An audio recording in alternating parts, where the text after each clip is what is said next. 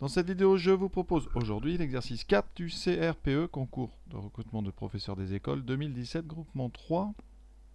Exercice sur l'utilisation d'une formule. Ici, on vous donne la formule qui donne le débit d'une perfusion en gouttes par minute, ça sera l'unité du débit. Et la formule, c'est D égale V divisé par 3 fois T. Donc, important, on va bien regarder donc les unités. Le V, c'est le volume en millilitres. Et T, c'est donc le temps en heures. Donc à chaque fois qu'on fera des calculs, il faudra vraiment avoir les bonnes unités, celles de la formule. Il y a 3 questions, donc en fait vous allez voir. Dans la première, on vous donne le volume et le temps, il faudra calculer le débit. Dans la deuxième, on va vous donner le débit et le temps, il faudra trouver le volume. Et dans la troisième, je crois que vous avez compris, on vous donnera cette fois-ci le débit et le volume, et il faudra trouver le temps. Donc on est parti. Première formule, dans le sens le plus facile, on vous donne donc le volume et le temps. Alors, cette première question, volume à transfuser 1,5 litre, donc volume égale 1,5 litre. On a bien vu dans la formule, j'ai insisté dessus, il faut le volume en millilitres. Donc on va convertir. Millilitres, ça veut dire qu'il en faut 1000 pour faire un litre. Millilitres, millième de litre, donc 1,5 litre, c'est 1500 millilitres. Ensuite, on a le temps. T, c'est 1 jour. Dans la formule, il faut le temps en heures. Donc 1 jour, c'est 24 heures. Le débit, qu'on l'on trouvera en gouttes par minute, il suffira de faire donc en 1500, ça c'est le volume, divisé par 3 fois le temps en heures, donc 3 fois 24. Alors à la calculatrice, faites bien attention en disant bien avec des parenthèses pour 3 fois 24, ou alors vous écrivez tout de suite 1500 divisé par 72.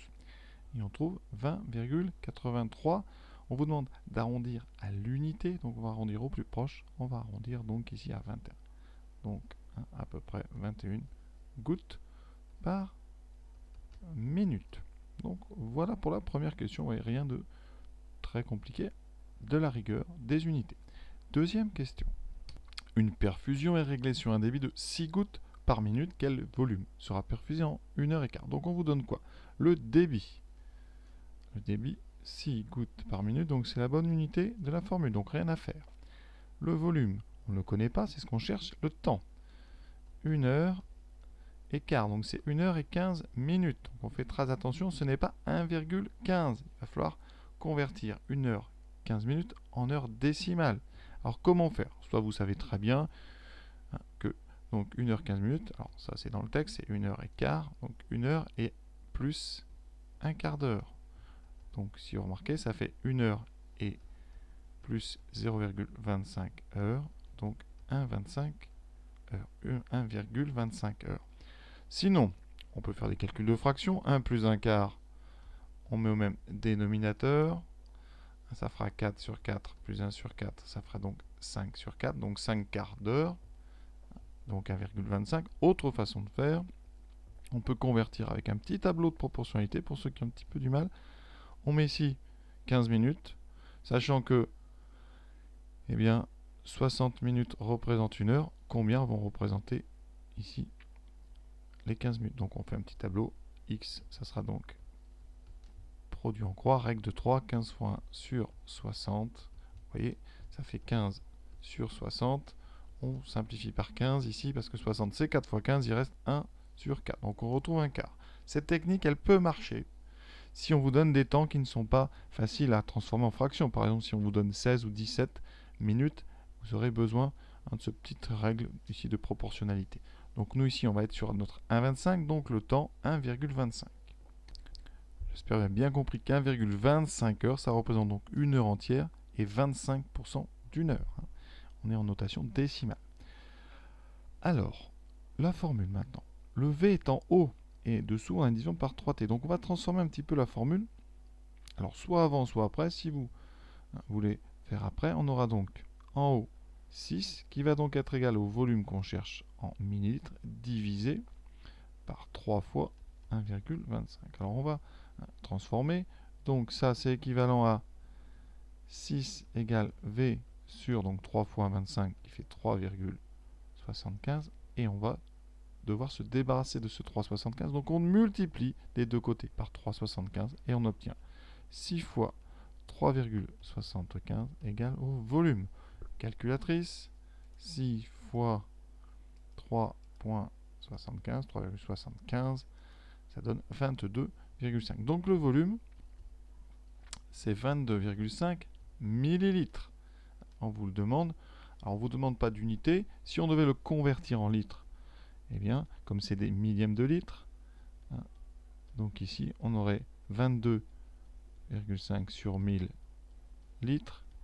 On va décaler la virgule pour enlever les zéros, donc ça fait 0,0225 litres. Alors c'est peut-être plus clair en donnant 22,5 millilitres. De toute façon, vous remarquez que dans la question, on ne vous demande pas d'unité précise pour le volume, donc vous pouvez le laisser en millilitres, mais indiquez-le quand même. Voilà. Troisième question.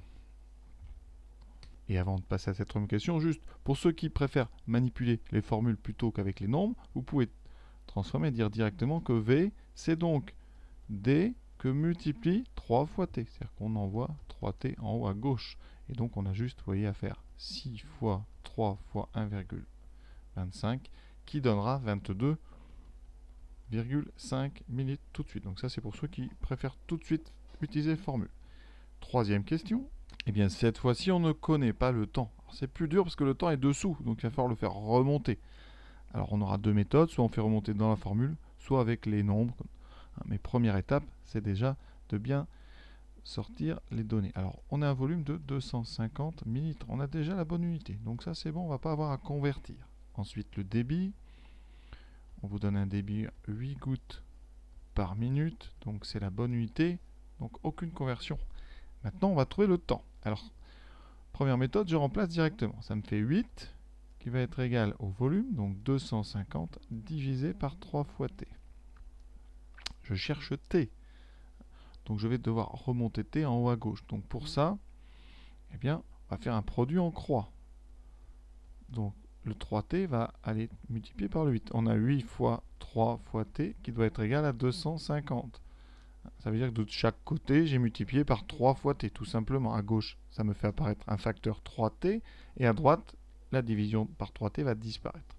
Ici maintenant, j'ai donc un 24 que je me dois débarrasser.